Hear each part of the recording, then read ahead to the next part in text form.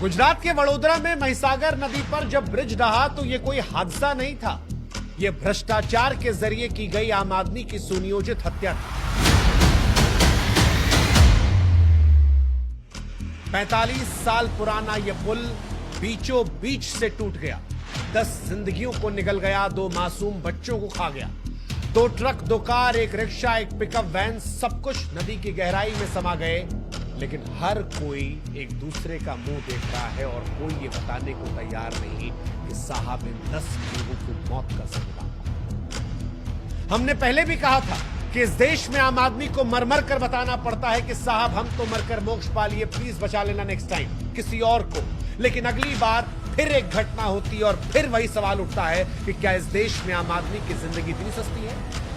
अगर सस्ती ना होती तो अप्रैल 2025 में एक गुजराती पत्रकार ने जब दुनिया को यह चीख चीख कर बताया था कि इस ब्रिज में दरार है और यह टूट जाएगा, तो उस वक्त सरकारों ने अपने कान में जो रुई ठूसी थी, जो आंखों पर काली पट्टी बांधी थी, वो शायद हटा दी होती तो आज जनता मौत के रास्ते पर धकेली ना करती। लेकिन इस देश में आम आदमी की जिंदगी कीड़े मकोड़ों की तरह साहब।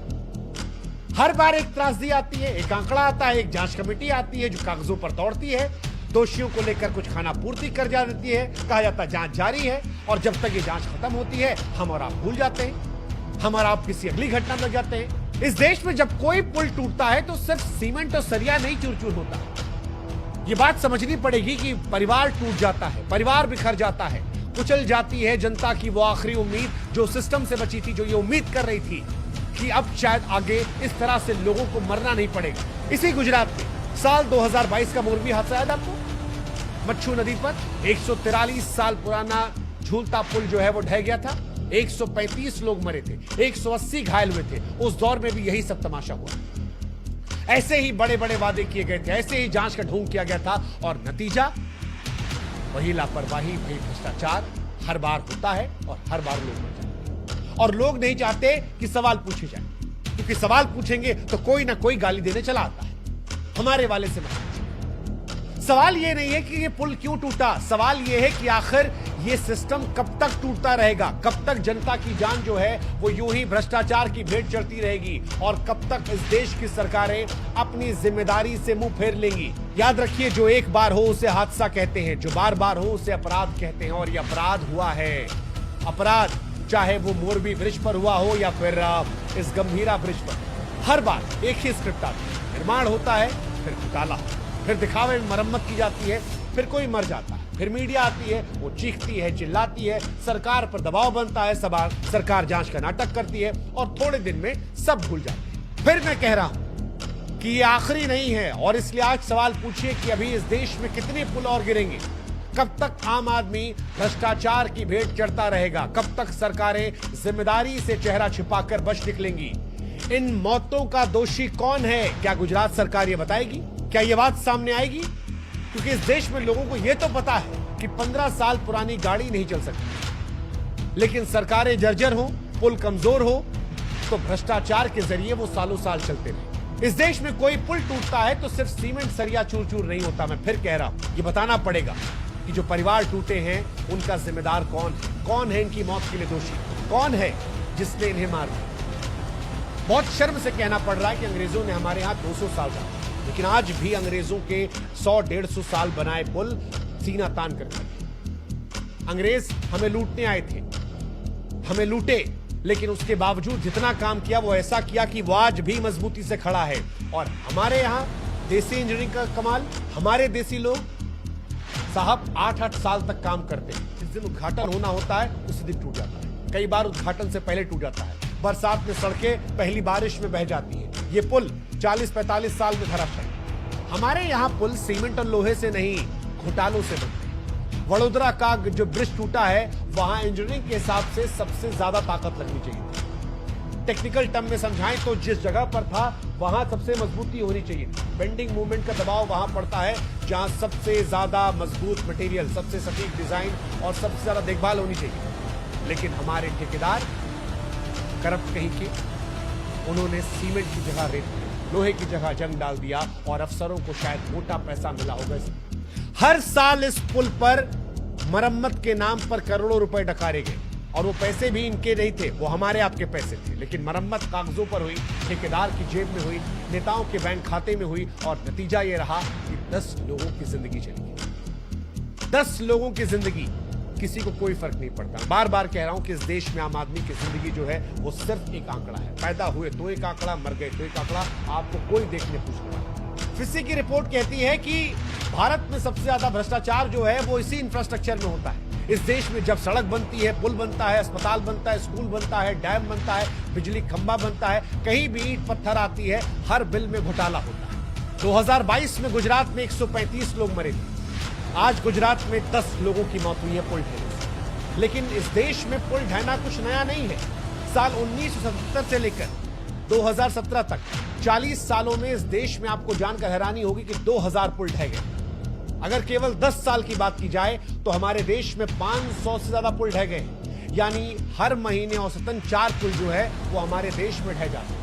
और हर पुल के साथ कुछ जिंदगी, कुछ परिवार, कुछ बच्चों के माँ बाप, कुछ बच्चे हमेशा के लिए खो जाते हैं। मोरबी से लेकर वडोदरा तक हर बार ये भ्रष्टाचार ही गवाही देते हैं। हम उस देश में रहते हैं जहां 15 साल पुरानी गाड़ी चलाने पर जनता को जेल की हवा खानी पड़ती है, लेकिन हर साल मरम्मत होने वाले पुल पर जब पुल ढहते हैं तो कोई कार्रवाई नहीं या खाना पूर्ति, क्योंकि अगर खाना पूर्ति ना होती तो फिर ये घटनाएं नहीं, और ये सिस्टम चलता रहता है। और इसीलिए आज हम सवाल पूछ रहे हैं, ये कैसा इंसान, ये कैसा विकास है? क्यों इस देश में आम आदमी कीड़े मकोड़ों की तरह मर रहा है? क्यों बार बार मरकर बताना पड़ता है कि हम मर गए साहब, प्लीज नेक्स्ट टाइम बचा लो। भारत में सड़कें नहीं कमीशन का जाल है। आपको जानकर हैरानी होगी, भारत में अधिकतर सड़कें तारकोल की हैं, और तारकोल की सड़कों पर ही सबसे बढ़िया भ्रष्टाचार होता है। घटिया मटीरियल डालो, कागज पर मोटा बिल बनाओ, रिबन काटो, फोटो खिंचवाओ, 6 महीने में सड़क उखड़ गई, नया टेंडर आ गया, जनता एक्सीडेंट में मर गई, कोई बात नहीं, आम आदमी तो मरता रहता है। हम और आप टैक्स चुकाते हैं, हमारे पैसे से ये सड़क बनाते हैं, उसी सड़क पे हम मर जाते हैं, फिर ये उसका नया टेंडर निकालते हैं, फिर ये पैसा कमाते हैं, और फिर कोई और मर जाता है। सीबीआई की एक चौंकाने वाली रिपोर्ट कहती है कि भारत में रिश्वत का आलम ये कि 90% लोग नकद में रिश्वत देते हैं अफसरों को, नेताओं को, इन सब टेंडर को पास करवाने में। 70% लाखों में घड़ियां दी जाती हैं, आलीशान बंगले दिए जाते हैं, सोना दिया जाता है। हर प्रोजेक्ट की लागत का 30% हिस्सा रिश्वत में जाता है। अब आप खुद सोचिए कि जब सड़क बनने से पहले यह तय हो जाता है कि कितना पैसा किसके पास जाएगा, कौन जो है वो कितना कमाएगा, और कौन है जिसका मुंह पैसे से बंद कर दिया जाएगा या किसको पैसा लेके दस्तखत कर देगा। अगर ये सब पहले से तय होता है तो फिर ये पुल कैसे टिकेगा? अंग्रेजों ने लाख भारत को लूटा, लेकिन जो बनाया वो तमीज का बनाया, और अंग्रेजों से गए गुजरे हमारे लोग हो गए। हमारे गिर जाता है, स्कूल की छत टपकती रहती है, अस्पताल की दीवारें ढह जाती हैं, बिजली के खंभे जो हवा में बह जाते हैं। इंफ्रास्ट्रक्चर हमारे देश में कमीशन का नया धंधा बन चुका है, और हमारा समाज भी इसमें हिस्सा है। हमारा समाज बेईमानों को लेकर अलग नजरिया रखता है। भले कोई आदमी जिसको हम जानते हैं कि रिश्वतखोरी से, करप्शन से पैसा कमा, लेकिन अगर पैसा कमा लिया तो हमारा आप कहते हैं क्या बड़ा आदमी यार, आओ चलो फोटो खिंचाते हैं। अरे हमारे इलाके की शान है, हमारे यहाँ शादी होगी तो हम इनको बुलाएंगे। और कोई ईमानदार आदमी कहते पागल आदमी भैया, ईमानदारी का ढोल पीट रहे। हमारे देश में भ्रष्टाचार अब गुनाह रही नहीं है, काम निकालने का स्मार्ट तरीका। कोई रातों रात बंगला बनाए, लग्जरी गाड़ी में घूमे, लोग तारीफ करते हैं, भाई साहब भला आदमी कमाल है, कोई नहीं पूछेगा अरे सारा पैसा खाते हैं करप्शन से, बेशरम आदमी है, कोई नहीं कहेगा। आप खुद देख लीजिए अपने अगल बगल। लेकिन कोई आदमी अगर सिस्टम से लड़ रहा हो, धमकी सह रहा हो, ईमानदारी से जीना चाह रहा हो, तो लोग कहेंगे अरे पागल है, ईमानदार बनना हरिश्चंद्र बने। यही मानसिकता से हमारी चुप्पी, ये जो ठीक है ना यार पैसा देके काम हुआ तो क्या दिक्कत है। मतलब दुनिया के हम इकलौते देश हैं जहां पर घूस कम लगे इसके लिए हम फोन लगवाते हैं। अब फोन लगाएंगे भैया थोड़ा सा कम पैसा ले लीजिएगा, हमारी जान पहचान के है। ये बेशर्मी हमारे देश में, और इसीलिए ये घटनाएं गुजरात में जो हुआ, या राजस्थान में जो हो रहा है, मध्य प्रदेश में जो हुआ, महाराष्ट्र में, या और देश के अलग अलग कोनों में, हर जगह आप जानते हो सड़क पुल हर साल गिरते हैं, हर साल। ये उसी लापरवाही, क्योंकि वो भी जानते हैं जांच कमेटी बनेगी, हरियाले आंसू बह जाएंगे, 4 दिन ट्यूट करेंगे, शांत हो जाएंगे। अरे भाई साहब, कौन ठेकेदार है, कौन अफसर है, कौन इंजीनियर है, कौन नेता है, कौन है 10 लोगों की मौत का जिम्मेदार? कोई बताएगा?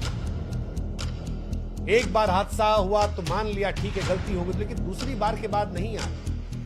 145 करोड़ की आबादी में अगर 10 लोग मरे हैं तो ऐसा लगता है शायद सरकारों को फर्क नहीं पड़ेगा। मीडिया में भी 90% लोगों को कोई फर्क नहीं पड़ता, उनको हिंदू मुसलमान करना है, लेकिन हमको फर्क पड़ता है। और इसीलिए हम आपसे कह रहे हैं कि आपको भी भ्रष्ट लोगों को इज्जत देना बंद करना। जब तक आप भ्रष्टाचारियों को सम्मान करेंगे तब तक ये सब चलता रहेगा।